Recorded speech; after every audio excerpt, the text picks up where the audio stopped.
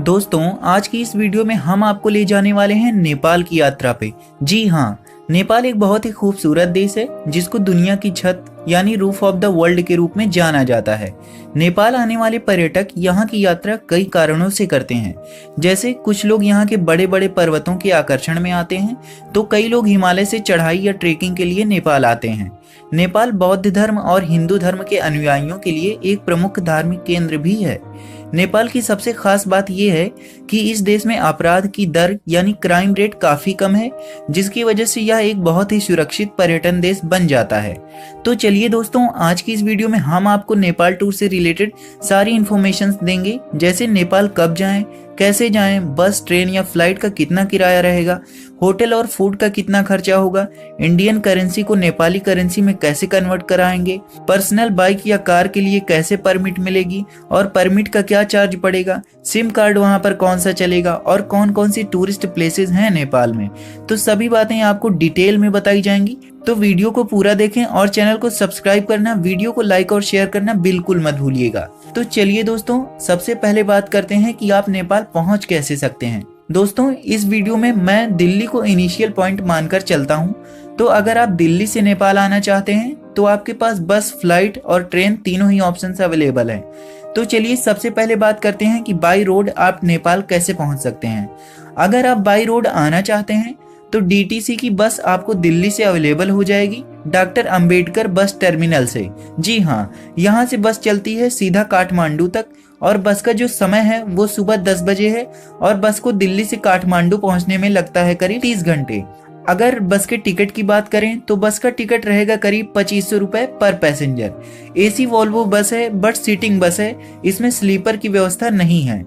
बस की बुकिंग आप ऑनलाइन भी कर सकते हैं। बुकिंग के लिए आप 7 दिन पहले तक ऑनलाइन बुकिंग कर सकते हैं। बुकिंग के लिए आपको इनकी वेबसाइट www.dtcbooking.in पर जाकर बस बुक कर सकते हैं। इसके बाद इसमें जो आइडेंटिटी आपसे मांगी जाएगी, आप कोई भी आइडेंटिटी प्रूफ लगा सकते हैं। Aadhaar card, voter ID, driving licence, कोई भी आईडी आप लगा सकते हैं। इसके अलावा कुछ निजी बसें भी चलती हैं जिनका किराया कुछ कम रहता है, लेकिन इनकी ऑनलाइन बुकिंग नहीं होती है। अगर आप कार या बाइक से जाते हैं तो देखिए आपको बॉर्डर पर लेना होगा परमिट। अगर आप बाइक से जाते हैं तो कुछ चीजें आपको ध्यान रखनी पड़ेंगी। सबसे पहले बॉर्डर पे आपको परमिट लेना होगा और परमिट की अगर हम बात करें तो बाइक वालों को पर डे का 100 से 120 रुपए का चार्ज लगेगा। मान लीजिए अगर आप 4 दिन का नेपाल टूर प्लान कर रहे हैं तो आप 1 दिन एक्स्ट्रा लेकर ही चलिए। आप 5 दिन का परमिट लेकर जाइएगा, क्योंकि कभी कभी ऐसा होता है जो समय हमें दिया जाता है उस समय तक हम वापस नहीं आ पाते हैं। तो ये जो परमिट होता है ये एक तरह से ऐसे काम करता है जैसे वीजा या पासपोर्ट काम करता है। नेपाल में पासपोर्ट या वीजा की जरूरत नहीं पड़ती है, बट अगर आप नेपाल जाते हैं तो आपको परमिट लेना पड़ता है। अगर आप अपनी पर्सनल गाड़ी से जाते हैं तो 100 से 120 रुपए लगता है 1 दिन के परमिट के लिए। अगर आप बाइक से जाते हैं तो बट आप 1 दिन का परमिट एक्स्ट्रा लेकर जाइएगा, जिससे आपको कोई भी समस्या ना हो, क्योंकि अगर निर्धारित समय से टाइम ज्यादा हो जाता है तो 2200 रुपए का चालान देना पड़ सकता है। इसलिए 1 दिन का एक्स्ट्रा परमिट लेकर ही जाइएगा। इसके अलावा अगर आप बाइक से जाते हैं तो बाइक को पूरी तरह से मेंटेन रखिए और बाइक के सारे डॉक्यूमेंट्स आप अपने साथ लेकर जाइए। बाइक में साइड मिरर वगैरह सब कुछ अच्छे से लगे होने चाहिए, नहीं तो आपको 2200 रुपए का चालान भरना पड़ सकता है। इसके लिए बहुत ज्यादा स्ट्रिक्ट है नेपाल पुलिस, और स्पेशली जो इंडियंस आते हैं उनके लिए। अगर आप अपनी पर्सनल कार से जाना चाहते हैं तो आपको बॉर्डर पे कार के लिए भी परमिट लेनी होगी, और कार के लिए परमिट 400 रुपए पर डे के हिसाब से मिलती है। इसके अलावा अगर आप बाई फ्लाइट नेपाल आना चाहते हैं तो आप जा सकते हैं। दिल्ली से आपको काठमांडू के लिए फ्लाइट मिल जाएगी जो आपको 1.5 घंटे में काठमांडू पहुंचा देगी।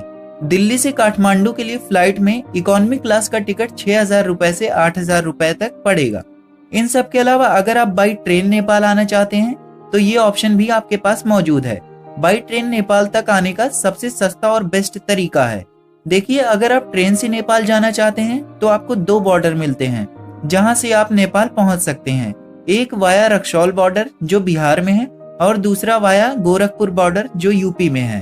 पहले मैं आपको बताऊंगा बिहार बॉर्डर के बारे में। जी हाँ, अगर आप वाया रक्सौल जाना चाहते हैं तो दिल्ली से रक्सौल के लिए आपको डायरेक्ट ट्रेन मिल जाएगी। अगर ट्रेन के टिकट की बात करें तो दिल्ली से रक्सौल के लिए स्लीपर क्लास का टिकट 450 रुपए का है। थर्ड एसी 1225 रुपए, सेकंड एसी 1775 रुपए और फर्स्ट एसी 3020 रुपए पड़ेगा।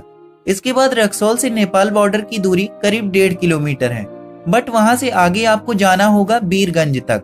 बीरगंज और रक्सौल रेलवे स्टेशन की दूरी करीब 8 किलोमीटर है। आपको रक्सौल से बीरगंज जाने के लिए स्टेशन के पास आपको ऑटो मिल जाएंगे, जो आपको 50 से 100 रुपए में बीरगंज पहुंचा देंगे। बीरगंज पहुंचने के बाद अब आप नेपाल में एंटर हो चुके हैं। किसी भी तरह की कोई भी परमिट की जरूरत नहीं है आपको वहां पे, लेकिन आपको यहाँ पे विशेष तौर से एक बात ध्यान रखनी होगी। आपके पास यहाँ पे जो रुपए होंगे वो होंगे इंडियन करेंसी के। वैसे तो भारतीय रुपया भी नेपाल में चल जाता है, बट अगर आपके पास 500 रुपए या 2000 के बड़े नोट हैं तो वो नहीं चलेगा। तो ऐसे में आप अपनी सारी इंडियन करेंसी 100 रुपए या उससे छोटे नोट लेकर जाइए, या फिर आप अपनी इंडियन करेंसी को नेपाल करेंसी में एक्सचेंज करवा लीजिए। नेपाल बॉर्डर पर ही आपको बहुत सारी शॉप मिल जाएंगी जो इंडियन करेंसी को नेपाली करेंसी में चेंज कर देंगी। क्या क्या कन्वर्जन रेट है तो वो मैं आपको बता देता हूँ। देखिए, अगर आप भारतीय 100 रुपए कन्वर्ट कराते हैं तो आपको 160 नेपाली रुपए मिल जाता है। तो जितने रुपए आप चाहें कन्वर्ट करा सकते हैं, और मैं आपको सजेस्ट करूंगा कि आप कम से कम 4000 से 5000 रुपए जरूर कन्वर्ट करा लीजिए। और अगर लौटते समय ये पैसे बच जाते हैं तो आप फिर से वही बॉर्डर पे इंडियन करेंसी में वापस एक्सचेंज करवा लीजिए। तो अब आप बीरगंज तो पहुंच ही चुके हैं नेपाल में, और यहाँ से काठमांडू के बीच की दूरी रहती है करीब 275 किलोमीटर। इस 275 किलोमीटर के लिए आपको बस मिल जाती है, जिसमें एसी और नॉन एसी दोनों तरह की बसें आपको मिल जाएंगी। नॉन एसी की बस में रहेगा चार्ज 600 रुपए और एसी बस में रहेगा चार्ज 1050 रुपए। बस आपको 8 से 9 घंटे में बीरगंज से काठमांडू पहुंचा देगी। ये था तरीका रक्सौल से काठमांडू पहुंचने का। अगर आप गोरखपुर से काठमांडू नेपाल आना चाहते हैं तो आप दिल्ली से गोरखपुर किसी भी ट्रेन से आ सकते हैं। दिल्ली से गोरखपुर के लिए स्लीपर क्लास का टिकट 380 रुपए है, थर्ड एसी का 1040 रुपए, सेकंड एसी का 1500 रुपए और फर्स्ट एसी का 2585 रुपए। गोरखपुर पहुंचने के बाद आपको जाना होगा सोनाली बॉर्डर, जो नेपाल बॉर्डर कहलाता है। सोनाली बॉर्डर पहुंचने के लिए आपको सबसे पहले जाना होगा नौतनवा। बस से अगर आप जाते हैं तो बस से 120 रुपए में आप नौतनवा पहुंच जाएंगे 2 से 3 घंटे में।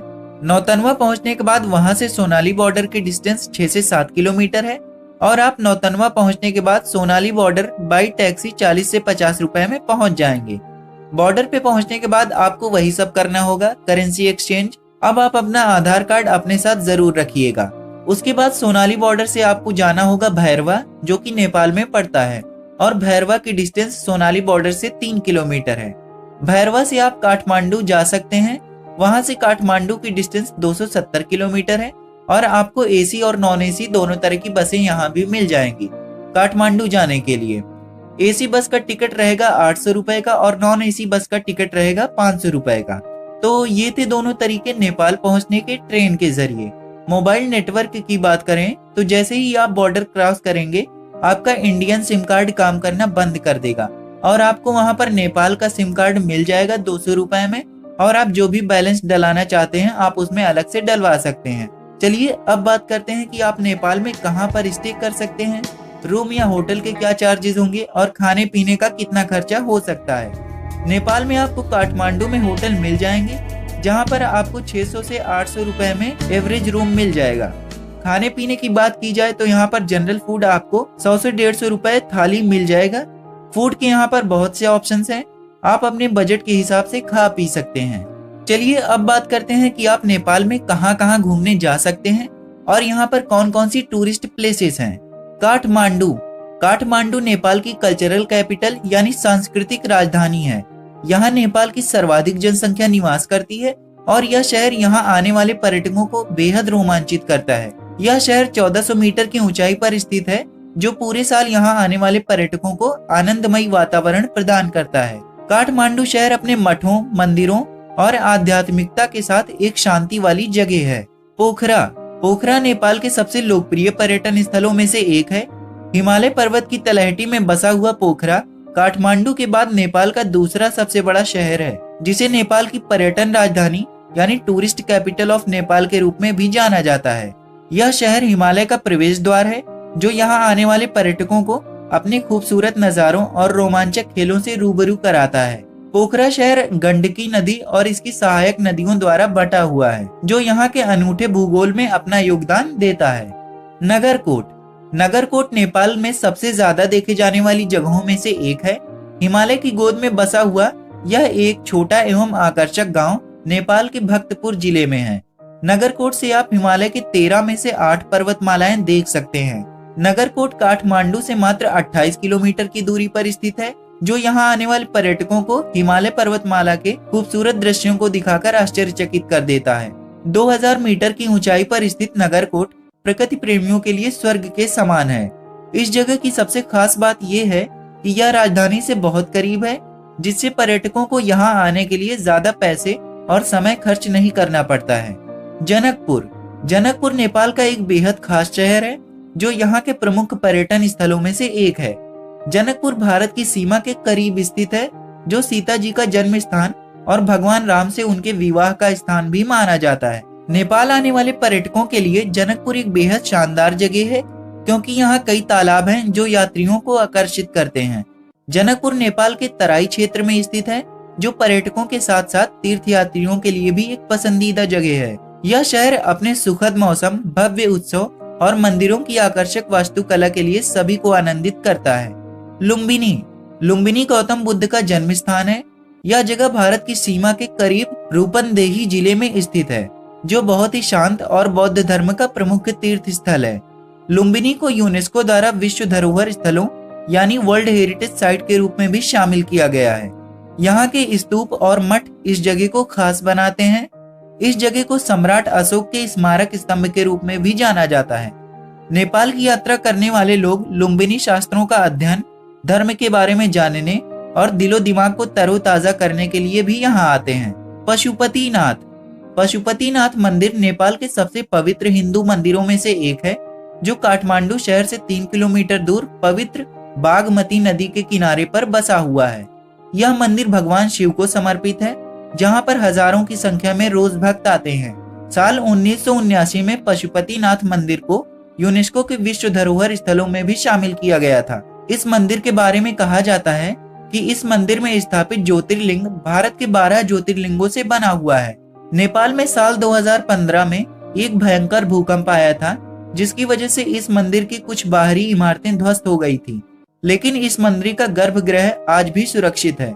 तो दोस्तों, ये थी नेपाल टूर के बारे में कंप्लीट जानकारी। अगर आपको वीडियो पसंद आई है तो वीडियो को लाइक करें और चैनल को जरूर सब्सक्राइब करें, जिससे आपको आगे भी ऐसी ही इंफॉर्मेटिव वीडियोस देखने को मिलती रहें।